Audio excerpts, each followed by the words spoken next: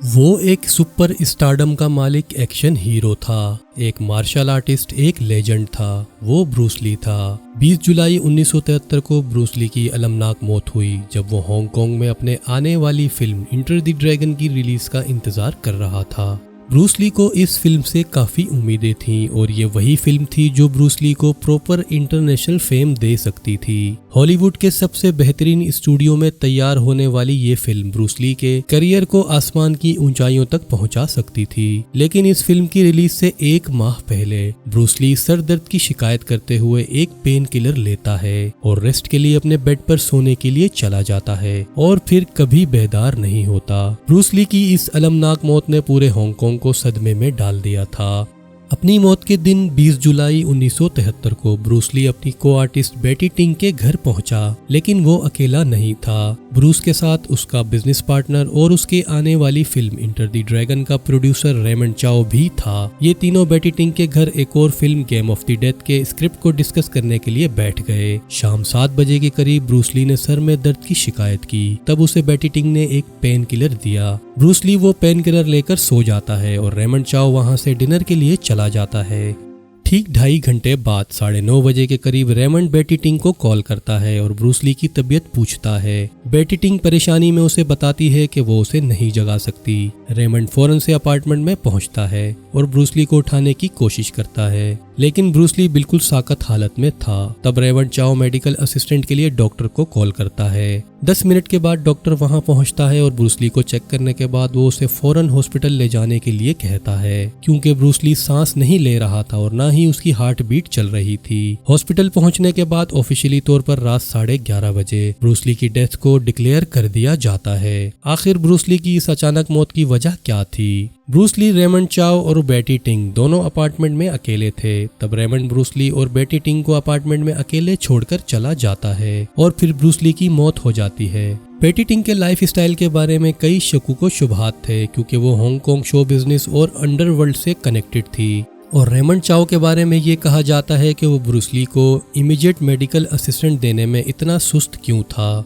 Raymond चाओ और Bruce Lee ने इंटर द ड्रैगन की रिलीज से पहले 3 और फिल्में भी बनाई थीं। इन फिल्मों ने हांगकांग में बॉक्स ऑफिस के रिकॉर्ड तोड़ दिए थे, लेकिन ब्रूस ली की डेथ से 1 महीना पहले दोनों का पैसों के मामले पर झगड़ा हुआ था। ब्रूस ली को रेमंड चाओ से अपनी फिल्मों की कमाई से मुतालिक गलत अकाउंटिंग की शिकायत थी।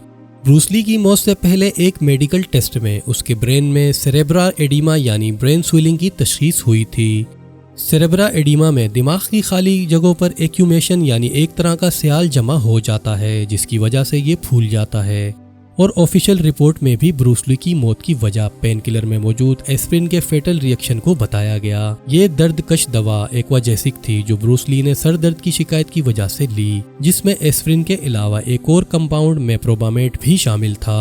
मेप्रोबामेट वो ट्रैंकुलाइजर है जो 1950 की दहाई में अमेरिका में बहुत पॉपुलर था। इसका इस्तेमाल स्ट्रेस और एंजाइटी से बचने के लिए किया जाता था, लेकिन हालिया बरसों में इस दवा पर कई मुल्कों में पाबंदी लगा दी गई और उसकी वजह इसके मुज़र सेहत साइड इफेक्ट थे जो मौत का सबब बन सकते थे। डॉक्टर्स के मुताबिक ब्रूस ली भी शायद उन बदकिस्मत लोगों में से था जो इस दवा को खाने के बाद उसके साइड इफेक्ट का शिकार हो गया। उसके दिमाग में मजीद सूजन बढ़ी और वो मौत का शिकार हो गया। ब्रूस ली की मेडिकल ऑफिशियल रिपोर्ट के मुताबिक आज भी ये तस्लीम किया जाता है कि उसकी मौत एक पेन किलर टेबलेट के गैर मामूली रिएक्शन की वजह से हुई, लेकिन ब्रूस ली की आइकॉनिक स्टेटस की वजह से उसकी मौत ने कई साजिशी नजरियात को जन्म दिया, जिनमें से 2 थ्योरीज बहुत ही मशहूर हैं। एक थ्योरी इल्यूमिनाटी के मुतालिक है। जैसे जैसे ब्रूस ली की शोहरत में इजाफा हुआ, वैसे ही 1970 की दहाई में वो एक मेगा स्टार बन गया था। न्यूयॉर्क से ऑस्ट्रेलिया तक रहने वाले बच्चे मार्शल आर्ट्स करना चाहते थे और ये सब ब्रूस ली से बहुत ज्यादा इंस्पायर थे। इसी वजह से ये थ्योरी पेश की जाती है कि इल्यूमिनाटी जैसी सीक्रेट सोसाइटी ने ब्रूस ली से राब्ता किया होगा ताकि वो ब्रूस ली के जरिए मीडिया को कंट्रोल कर सके और इन दोनों का इस्तेमाल करके लोगों की ब्रेन वॉशिंग कर सकें। लेकिन ब्रूस ली एक ईमानदार शख्स था और उसने ये सब करने से इनकार कर दिया और इसी वजह से इसे रास्ते से हटा दिया गया। इस थ्योरी को पेश करने वालों के मुताबिक ब्रूस ली को कत्ल करने के लिए पॉइजन का इस्तेमाल किया गया था।